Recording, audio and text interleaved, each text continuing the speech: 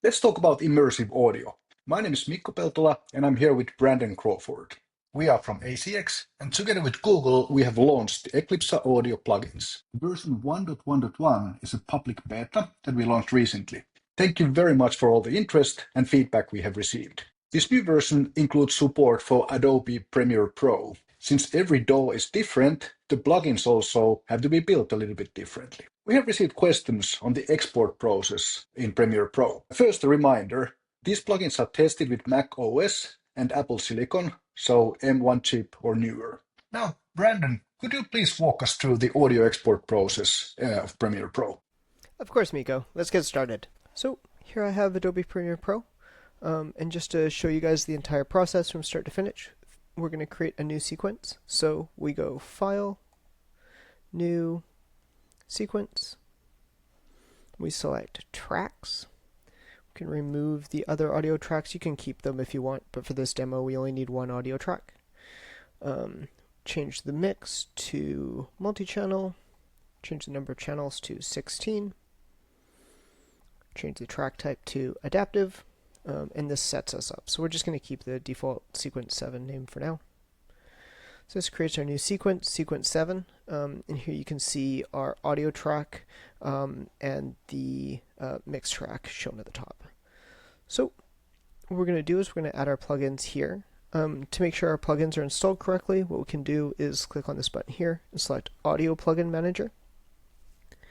In the Audio Plugin Manager, we can scan for plugins, and this will show all the installed AU plugins on the system. So here we can see the Eclipsa Audio Element plugin and renderer are installed. I actually have some test versions installed here as well, so I'm going to disable those and ensure that only the 1.1.1 version, the version that's installed by the installer, is used.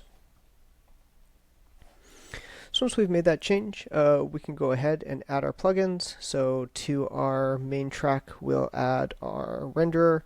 Click here on Effects, AU, Eclipsa Project, Eclipsa Audio Renderer. Open up our renderer plugin and add audio element. We can only use the simple profile, that's all that's available on Adobe Premiere Pro. Add audio element 5.1. We'll add that audio element to our mix presentation. Finally, for monitoring, I'm going to switch the speaker setup to 5.1. So I'm going to close out of here. I'm going to add the audio element plugin to our audio track. Select Effect Selection, AU, Eclipsa Project, Eclipsa Audio Element plugin. Open it up, switch it to 5.1. I'm going to use the panning here. Obviously don't have to if you don't want to.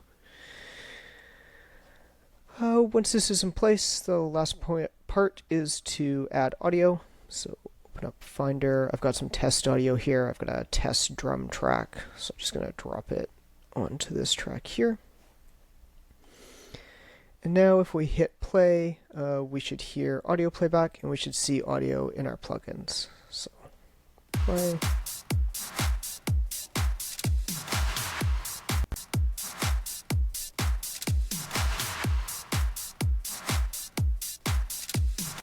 Excellent. So now that we've set everything up, we're good to perform the export.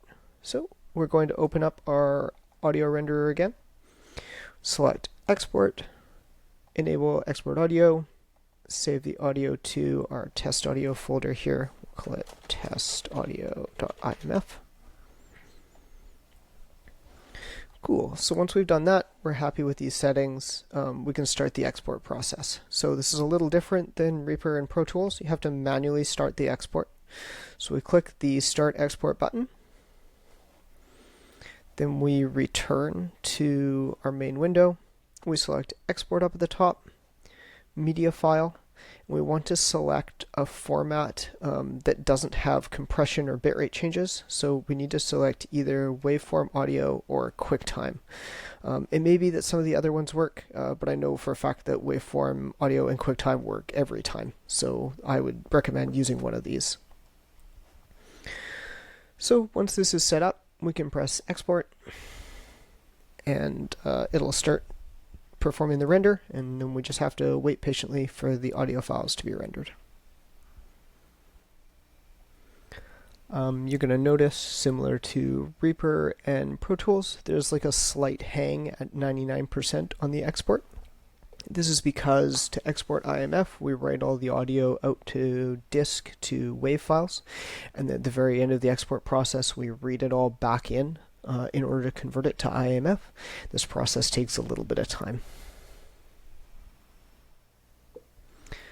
Excellent. So once your video is successfully exported, then the audio should be available. So before anything else, the next thing you have to do is stop the export process. So if you open up the render again, go to export, press the stop export button, and this completes the export process. This isn't 100% needed, so you'll notice the IMF files have already been created even if you don't come in here and stop the export process.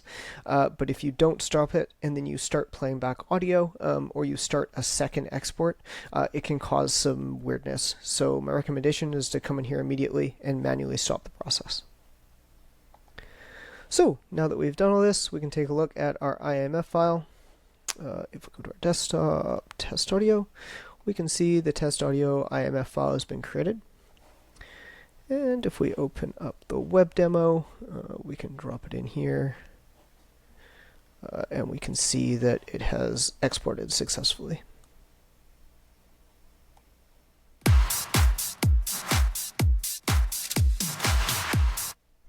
Thank you, Brandon. I think that clarifies it. The key takeaway for me is that when we talk about the Premiere Pro, we have only 16 channels available and one audio element. So that is because we have support only for the simple profile. If you're interested in trying out these plugins and creating great immersive audio, please go to eclipsa.com. We have a QR code ready here for you. You can register, you can download the plugins, you have links to more videos, and of course you can send feedback for us. Thank you very much. Have a great day.